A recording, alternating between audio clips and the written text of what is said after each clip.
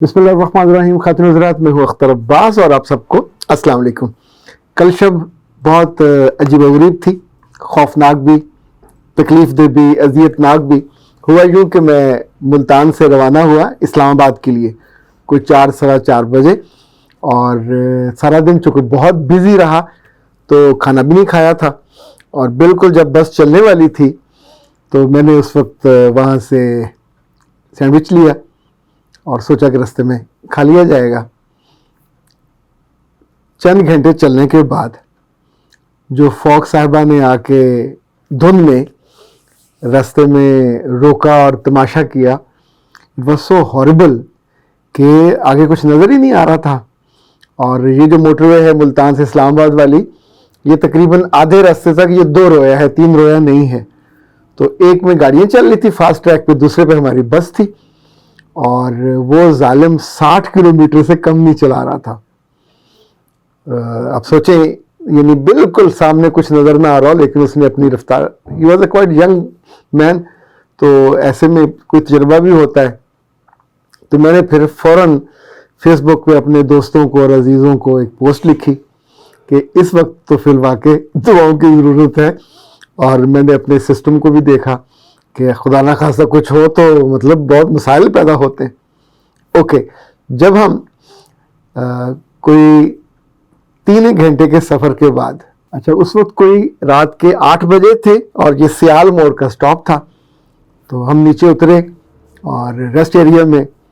تو اس کے بعد جب 10 منٹ کے بعد لوگ واپس آ کے بیٹھے تو ڈرائیور نے ایک ناخوشگوار اعلان کیا کہ موٹر وے بند ہو چکی ہے اور اب ہم دوبارہ موٹر وے پہ نہیں چڑھ سکیں گے. تو اچھا، شروع میں اعلان سننے کے بعد جو خواتین حضرات تھے وہ نسبتاً انہیں حیرت تو ہوئی، کچھ کو افسوس بھی ہوا، کچھ کو غصہ بھی آیا، ایک ملا جلا سا تاثر تھا. پھر جب لوگوں نے سوال و جواب کرنے شروع کیے کہ کب چلیں گے، تو ڈرائیور نے کہا کہ اب میرا خیال ہے صبح 10-11 بجے موٹر وے کھلے گی تب ہم چلیں گے. اس کے بعد جو وہاں خواتین نے ادھم مچایا، وہ that was the level of, جس کو ہم کہتے ہیں نا اسٹریس میں. اور یہ اتنی اسٹریس میں نے زندگی میں کسی ایک جگہ پہ نہیں دیکھی ہوگی. یعنی اس میں کچھ 40 لوگ تھے، بس کے 2 حصے تھے، ایک بزنس کلاس تھی، ایک نارمل کلاس تھی. بزنس کلاس میں ہم 8-10 لوگ ہوں گے، اور پیچھے جو خواتین تھیں وہ اس میں تو کچھ خواتین تو اٹھ کے آ کے لڑنے آ گئی، اور انہوں نے ڈرائیور کو اور ہوسٹس کو گھیر لیا اور اتنے تلخ جملے کہے. اب سوچئے کہ they were not responsible for that event. نہ وہ دھند کو لے کے آئے تھے اور نہ ان کی خواہش تھی کہ دھند ہو اور وہ نہ جا پائے، لیکن اس خاتون نے تو ناکوں چنے چبوا دیے. وہ اتنا زور زور سے بولی، پھر کچھ اور خواتین بھی اٹھ کے آ گئی. اس موقع پہ آپ کی عقل بھی، دانش بھی، سمجھ بھی، سب کا مظاہرہ ہوتا ہے. اب سوچئے، پوری شب سامنے ہے، نہ جانے کا راستہ، نہ آنے کا راستہ، نہ وہاں سے کوئی آپ کو پک کر سکتا ہے. یعنی کچھ نے یہ کہنا شروع کیا ہمارا کرایہ واپس کرو. اگر وہ کر دیتے تو پھر آپ کیا کر لیتے. یعنی اس میں کچھ عرصہ پہلے مجھے یاد ہے، ایک خاتون کی اگلے روز فلائٹ تھی اور اس نے اتنا شور مچایا، پولیس بھی کو بھی بلایا، لوگ جمع ہوئے، لیکن کوئی اس کو لے جانے پہ تیار نہیں تھا، چونکہ گاڑی اویلیبل ہی کوئی نہیں تھی. یعنی وہ اسلام آباد جانے کے لیے ٹیکسی کو 30,000 روپے تک دینے پہ تیار تھی، but it was not possible. اچھا، وہیں ایک خاتون نے اعلان کیا کہ ہمارے ساتھ تو کوئی مرد بھی نہیں ہے. آپ سوچئے کہ اس ٹیسٹ میں آپ ایسی بے وقوفی کرو، اپنی کمزوری بھری بس کو بتا رہے ہو کہ ہم کیا ہیں. یعنی آپ نہ تو لاچار ہیں، نہ معذور ہیں، نہ بیچار و مددگار ہیں. ڈرائیور نے ایک اناؤنس کیا کہ بس کا انجن ساری رات چلتا رہے گا اور ہیٹر بھی چلتا رہے گا، میں اس کو بند نہیں کروں گا. ہمارے بالکل ساتھ ڈیوو کی بس کھڑی تھی، ڈیوو کمپنی کی. ان ظالموں نے تو اترتے ہی بس کو بند کر دیا. یعنی اس سردی میں لوگ اندر، وہاں کوئی ہوٹل نہیں ہے، صرف ریسٹورانٹ ہے، کسی جگہ جا کے آپ سو نہیں سکتے.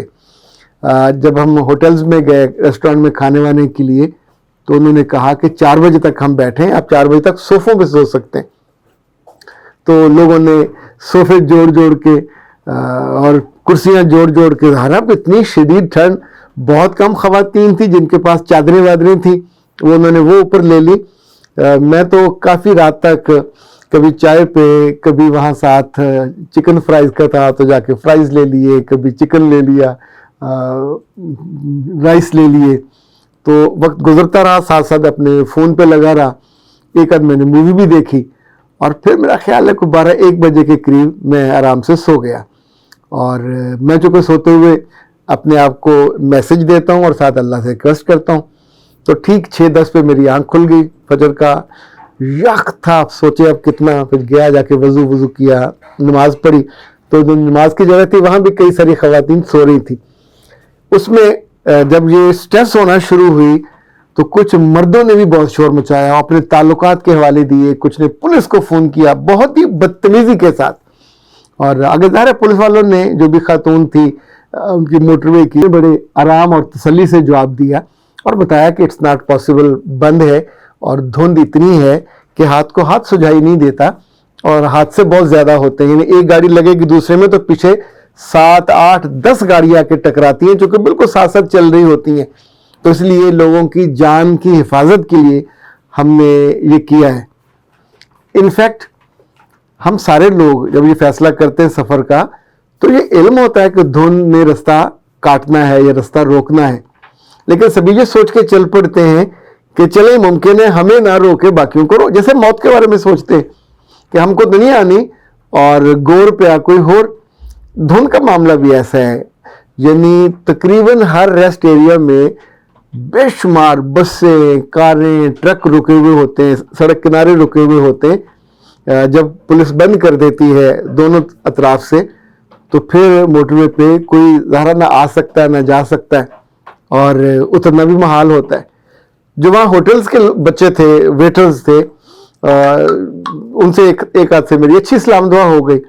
تو اس نے کہا سر ہم صبح 4 بجے اپنے گاؤں بھی نہیں جا سکتے, صاحب 9 کلومیٹر ہے, اتریں گے تو گنوں کی ٹرالیاں ہیں, لائنیں لگی ہوئی ہیں, اور وہ میرے موت کا یعنی پیامبر ہوتے ہیں, جا کے جو بھی موٹر سائیکل والا لگے گا تو بچنے کا امکان نہیں ہوتا, تو ہاتھ کو تو ہاتھ سجائی نہیں دیتا, کیسے جائیں. اچھا, جب کبھی زندگی میں کوئی مشکل وقت آ جائے, ان ایکسپیکٹڈ, انہونی اور حادثاتی, تھوڑی بے بسی بھی ہو, تو کیا کرنا چاہیے؟ کیا یوں شور مچانا چاہیے؟ اس شور مچانے سے ان میں سے کسی کا سب نے اپنی زبان کو بد زبانی پہ لے کے گئے, لڑنے والی کیفیت ہو گئی.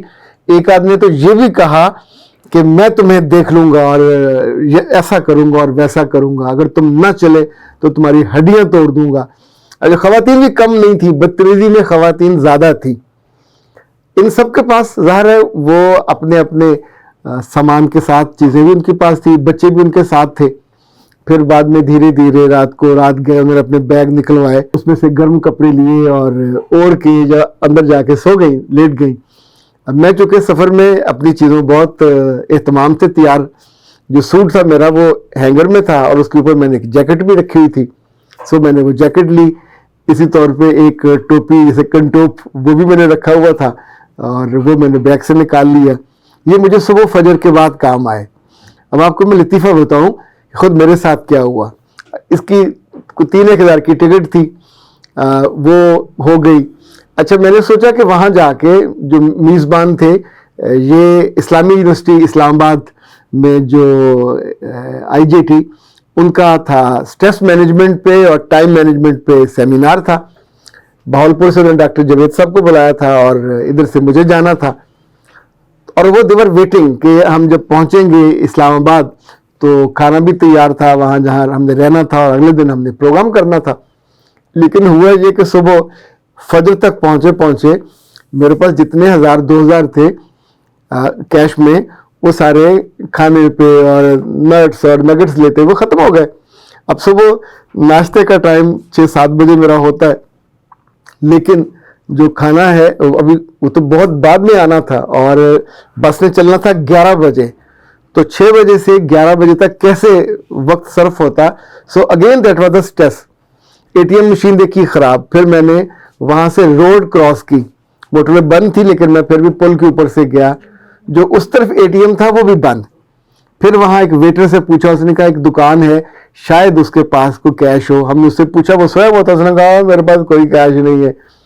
تو اب سارا رستہ بند ہو گیا, تو سوچا کہ بھوکے پیسے اگلے 4 گھنٹے کیسے گزریں گے. تو قریب ایک پیٹرول پمپ تھا, پہ اس پہ گیا اور میں نے ان سے ریکویسٹ کی ساتھ بتایا بھی کہ اس وقت 14 گھنٹے ہو چکے ہوئے ہمیں رکے ہوئے, تو دونوں اے ٹی ایم بند ہیں. He was so nice.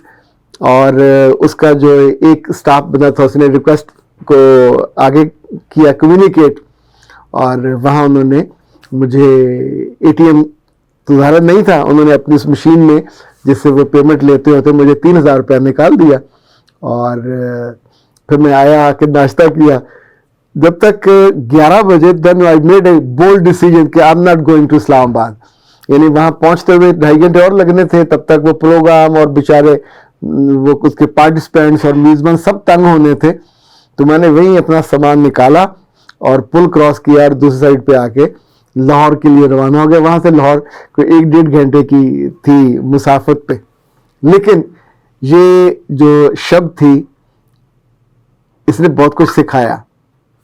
یہ جو آپ کا پیشنس ہے آپ کے اندر, یہ آپ کو سٹریس نہیں لینے دیتا. آپ بڑے اطمینان سے اپنی سیٹ کو پیچھے کر کے اس ساری چیزوں کو دیکھ رہے ہوتے ہیں. ایک خاتون نے تو میرے پاس آ کے غصے سے کہا کہ ہم خواتین پریشان ہو رہی ہیں اور نوجوان جو ہیں چپ کر کے بیٹھے ہوئے ہیں. تو میں نے ہلکے سے کہا بی بی زور سے بولنے سے بس چل تھوڑی پڑے گی, نہ دھن ہٹ جائے گی.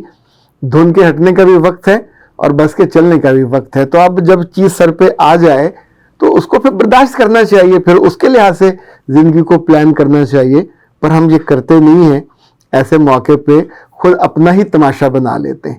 یہ ایک انہونی تھی, یہ ایک نیچرل تھی, ایک ایسی چیز جو آ گئی سامنے.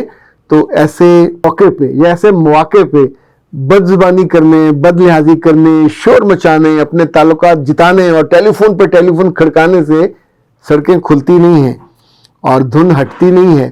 وہ اپنے وقت پہ ہٹتی ہے, لیکن آپ اپنے آپ کو ایک اس سے زیادہ بڑی پریشانی میں لے جاتے ہیں. اختر عباس کو اجازت دیجیے.